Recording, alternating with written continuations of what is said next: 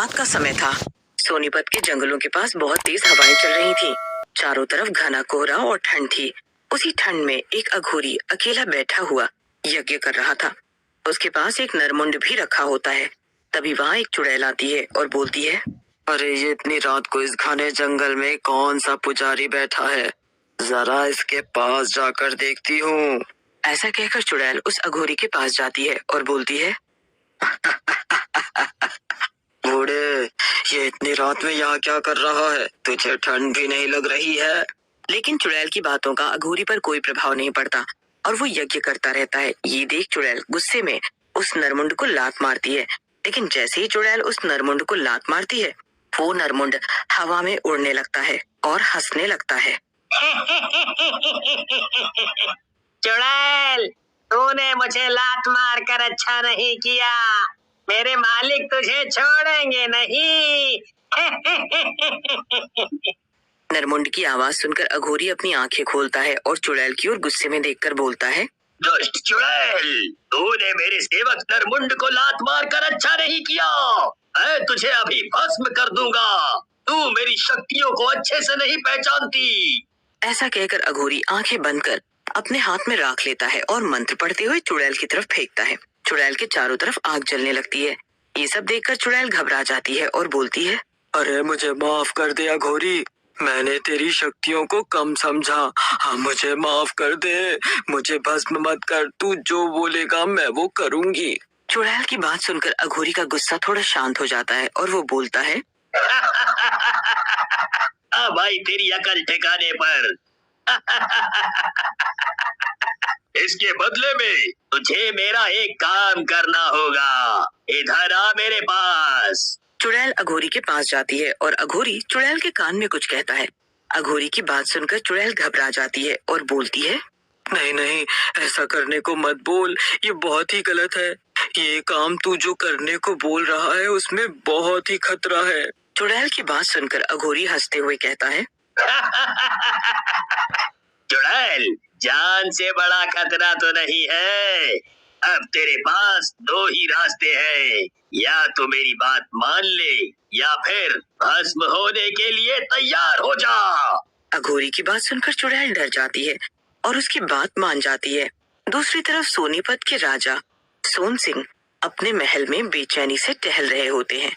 उनकी माँ शकुंतला उनके पास आती है और बोलती है, अरे क्या हुआ बेटा, जब हम तुम्हारे लिए परेशान होते हैं तो तुम कहते हो क्यों परेशान हो, जब खुद बाप बन रहे हो तो पता चला। शकुंतला की बात सुनकर सोन सिंह शकुंतला के पास आता है और बोलता है, सही कह रही हो माँ, मुझे सचमुच कुछ अजीब सा लग रहा है। अब कुछ ही देर में मैं भी पिताजी बन जाऊंगा और आप दादी। तभी वहाँ बच्चे के रोने की आवाजें आने लगती हैं। सोन सिंह बहुत खुश हो जाता है और अपनी माँ से कहता है, माँ, तू दादी बन गई, तूने रोने की आवाजें सुनी। लेकिन सोन सिंह की खुशी ज्यादा देर नहीं रह पाती। वहाँ दाई माँ चिल्लाते हुए आती है। उसके मुंह से खून बह रहा होता है और वो सोन सिंह से बोलती है, अरे महाराज, मुझे बचा लो, वो मुझे मार डालेगी, मुझे बचा लो। इससे पहले सोन सिंह कुछ कहता, दाई माँ बेहोश हो जाती है। सोन सिंह और शकुंतला कमरे की तरफ भागते हैं और वो जैसे ही अंदर का नजारा देखते हैं, उनकी आंखें फटी की फटी रह जाती हैं। कमरे में चारों तरफ लाशें ही लाशें पड़ी थी। ये सब क्या हो रहा है? सोन सिंह बेटा, बहू और बच्चा कहाँ है? तभी वहाँ एक बच्ची आती है। उसके हाथ में सोन सिंह की पत्नी की गर्दन होती है और वो हंसने लगती है। ये देखकर शकुंतला डर कर बेहोश हो जाती है। लेकिन सोन सिंह हिम्मत जुटाकर बोलता है, कौन कौन है दुष्ट तू? मेरी पत्नी को क्यों मारा और मेरा बच्चा कहाँ है? सोन सिंह की बात सुनकर बच्ची हंसने लगती है और बोलती है, तूने सही पहचाना मुझे सोन सिंह, मैं दुष्ट ही हूँ। तेरी पत्नी को मारकर उसका खून पी लिया है मैंने।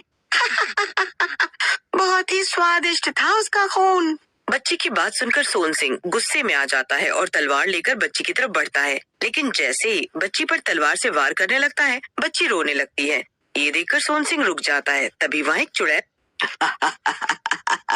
रुक क्यों गया सोन सिंह, काट देना बच्ची की गर्दन। मारता क्यों नहीं है? नहीं मार पाएगा क्योंकि ये तेरी बच्ची है। चुड़ैल की बात सुनकर सोन सिंह रोते हुए कहता है, कौन कौन हो तुम चुड़ैल, और मेरी बच्ची के साथ ऐसा क्यों कर रही हो? उसे छोड़ दो। तुम्हें जान चाहिए तो मेरी जान ले लो, लेकिन उसे मत मारो। सोन सिंह की बात सुनकर चुड़ैल हंसने लगती है और बोलती है, बहुत मजा आ रहा है तुझे रोते हुए देखकर। अब मजाक बहुत हुआ। अब अगर तुझे अपने बच्चे की जान चाहिए तो मेरी बात माननी होगी, समझा? चुड़ैल की बात सुनकर सोन सिंह चुड़ैल के पैरों में गिर जाता है और बोलता है, चुड़ैल, मेरा ये सर आज तक किसी के आगे ही झुका, लेकिन अपनी बच्ची की जिंदगी के लिए मैं तेरे पैरों में अपना सर रख रहा हूँ। इसे छोड़ दे और यहाँ से चली जा। सोन सिंह की बात सुनकर चुड़ैल हंसने लगती है और बोलती है, मैं जैसे ही आई थी वैसे ही जाऊंगी, लेकिन तुझे अगर अपने बच्चे की जान प्यारी है तो मुझे रोज खून ला कर देगा, वो भी इंसानी। ऐसा कहकर चुड़ैल वापस बच्ची के शरीर के अंदर चली जाती है। थोड़ी ही देर में सब शांत हो जाता है। थोड़ी देर बाद जब शकुंतला को होश आता है, सोन सिंह शकुंतला को सारी बातें बता देता है, जिसे सुनकर शकुंतला बोलती है, ये तूने क्या किया बेटा? तू मार दे उस बच्ची को, नहीं तो वो इस राज्य में और हम सब की मौत बन जाएगी। वो एक शापित बच्ची है। शकुंतला की बात सुनकर सोन सिंह कहता है, कैसी बातें कर रही हो माँ? वो मेरी बेटी है, भला मैं उसे कैसे मार सकता हूँ? और माँ, तुम भी ऐसा कैसे सोच सकती हो? अब चाहे कुछ भी हो जाए, मुझे कुछ भी करना पड़े, मैं अपनी बेटी की जान बचा कर रहूंगा। ऐसा कहकर सोन सिंह वहां से चला जाता है। उसके बाद सोन सिंह रोज चुड़ैल के लिए इंसानी खून लाता है और उसे पिला देता है। धीरे धीरे बच्ची भी बड़ी होने लगती है। एक दिन सोन सिंह बच्ची के साथ जंगल में से गुजर रहा होता है।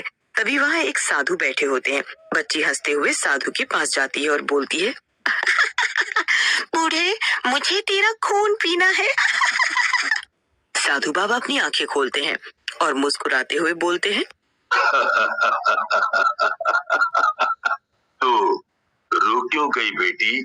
आओ और मेरा खून पी लो। बाबा, इसे माफ कर दीजिए। इस पर पता नहीं किस चुड़ैल का साया है। मैं इसकी तरफ से आपसे माफी मांगता हूँ।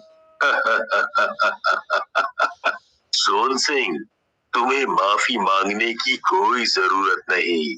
तुम एक नेक और परोपकारी राजा हो।